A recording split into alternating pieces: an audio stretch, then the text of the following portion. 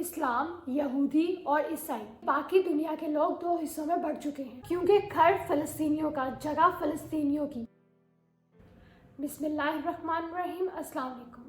فلسطین اور اسرائیل میں حالت اس حد تک خراب ہو چکی ہے کہ دوبارہ ایک جنگ شروع ہو گئی ہے۔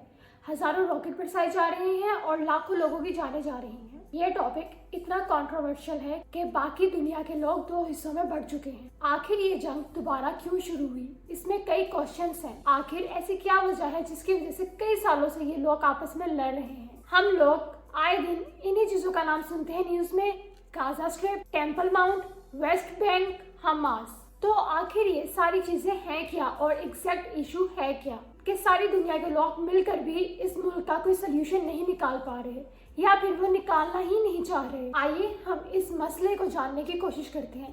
اس مسئلے کو جاننے کے لیے، سمجھنے کے لیے آپ سب کا ویڈیو کے آخر تک رہنا بہت ضروری ہے۔ اس لڑائی کی سب سے بڑی وجہ تھی ایک ہی زمین پر تین الگ الگ مذہب کا رہنا: اسلام، یہودی اور عیسائی۔ یہ وہ زمین تھی جو فلسطین کی تھی، جس میں مسلمان رہ رہے تھے، لیکن جان بوجھ کر اس میں یہودیوں کی آبادکاری کروائی گئی۔ اسرائیل جو زبردستی فلسطین میں قابض ہوا۔ ہم بات کریں گے اسرائیل اور فلسطین کی، جس میں آج ایک بڑی جنگ چھڑ چکی ہے۔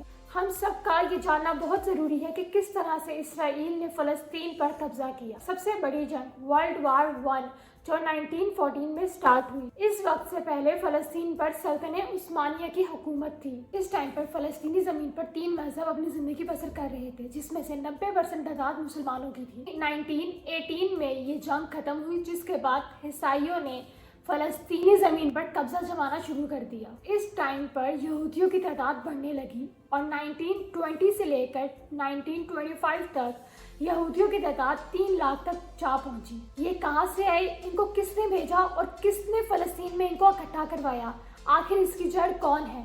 اور وہ ہے یونائٹڈ نیشن۔ یہودی یورپ سے فلسطین آ رہے تھے۔ ان کا مکمل مائنڈ سیٹ بن چکا تھا کہ ہم لوگ پورے فلسطین پر اپنا کنٹرول جما لیں گے اور ایک علیحدہ سے یہودیوں کی اسٹیٹ بنائیں گے۔ اسی پلان کو لے کر یہودی فلسطین میں زمینوں کو لینے لگے اور جس زمین پر فلسطینی کسان کام کیا کرتے تھے، یہودی ان کو انہی کی زمین سے نکال دیا کرتے تھے۔ فلسطین یہ بات سمجھنے لگا کہ اسرائیل فلسطین پر قبضہ کرنا چاہ رہا ہے۔ اسی وجہ سے انہوں نے 1936 میں برطانیہ کے اگینسٹ جنگ لڑنے کا اعلان کیا، لیکن وہ اس میں کامیاب نہ ہو سکے۔ لیکن اس کے بعد برطانیہ نے ایک فیصلہ کیا کہ وہ یہودیوں کو فلسطین لانے میں پرہیز کریں گے، لیکن ایسا نہ ہو سکا۔ 1939 میں دوسری جنگ عظیم شروع ہوئی۔ اس ٹائم پر یورپ میں یہودیوں کا قتل عام کیا جا رہا تھا اور وہ لاکھوں کی تعداد میں دوبارہ فلسطین میں آنے لگ گئے۔ اس ٹائم پر یہودیوں کو برطانیہ بھی چھوڑ کر چلا گیا، جس کے بعد یہودی لاکھوں کی تعداد میں آ کر فلسطین میں اپنی زندگی بسر کرنے لگے۔ ان سب کے بعد 1947 میں یونائٹڈ نیشن نے ایک فیصلہ لیا، جس میں انہوں نے کہا کہ فلسطینیوں کو دو حصوں میں بانٹا جائے، جس میں سے 55% یہودیوں کو اور 45% حصہ فلسطینیوں کو دیا جائے۔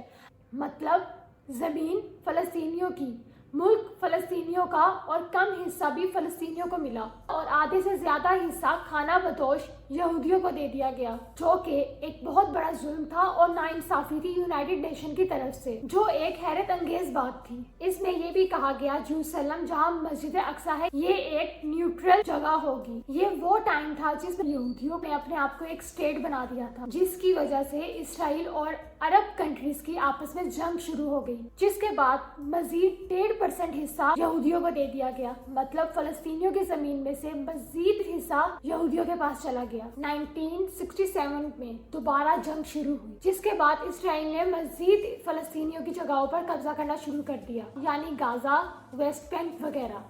اسرائیل نے یروشلم پر بھی قبضہ کر لیا، جو کہ ایک نیوٹرل جگہ تھی، اور اسرائیل نے یروشلم کو اپنا کیپٹل بنا لیا، جس کی وجہ سے وہاں پر جو 4 لاکھ فلسطینی رہ رہے تھے، اپنی زندگی گزار رہے تھے، اسرائیل نے ان کو سٹیزن شپ سے بھی نکال دیا۔ اسرائیل نے فلسطینیوں کو ان کے گھروں سے، ان کی رہائش گاہوں سے نکالنا شروع کر دیا۔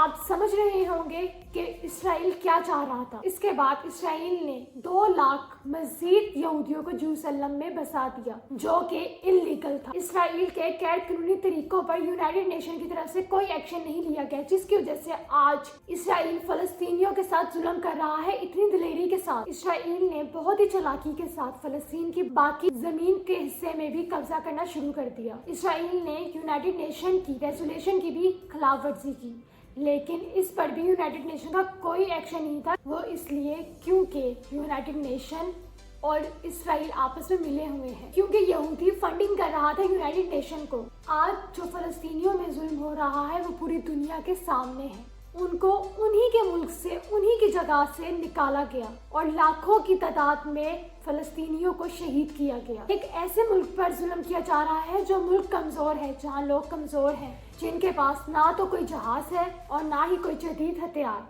और ना ही जंगी साजो सामान, लेकिन उनके पास इन तीन चीजों से भी भारी चीज है और वो है उनका जज्बा और उनका ईमान। और हमें यकीन है कि फतह फलस्तीनियों की होगी, क्योंकि फतह उनकी होती है जो हक और सच पर होते हैं। अगर आपको इन मसलों की समझ आई है और आपको इस वीडियो से इंफॉर्मेशन मिली है तो आप प्लीज़ इसको लाइक करें और सब्सक्राइब करें।